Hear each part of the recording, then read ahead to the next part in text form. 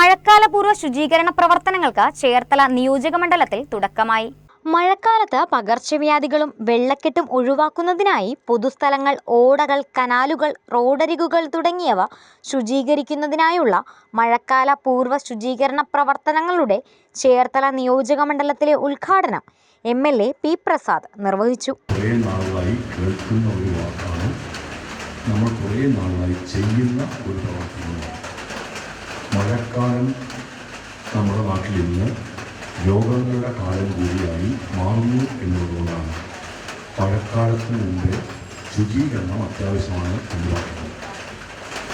മഴ പെയ്ത് കഴിയുമ്പോഴേക്കും രോഗത്തിൻ്റെ സാധ്യതകൾ വർദ്ധിക്കുന്നത് മാലിന്യങ്ങൾ നിറയുന്നത് കൊണ്ടാണ്. അതുകൊണ്ട് മഴ എത്തും മുമ്പേ മാലിന്യം മാറ്റുക എന്നുള്ളതാണ് നമ്മൾ ചെയ്തുകൊണ്ടിരിക്കുന്ന ഒരു കാര്യം. ഓണമെത്താറാവുന്നത് നമ്മൾ നമ്മുടെ മുറ്റവും പറമ്പും എല്ലാം വൃത്തിയാക്കുന്നത് മലയാളിയുടെ ഒരു ശീലമായിരുന്നു. ഓണത്തെ വരവേൽക്കാൻ വേണ്ടി നമ്മൾ ആ ഗൗരവം കാണിക്കുമ്പോൾ രോഗത്തെ ഒഴിവാക്കാനും എന്തുകൊണ്ട് ഇതേപോലെ കാട്ടിക്കൊള്ളും.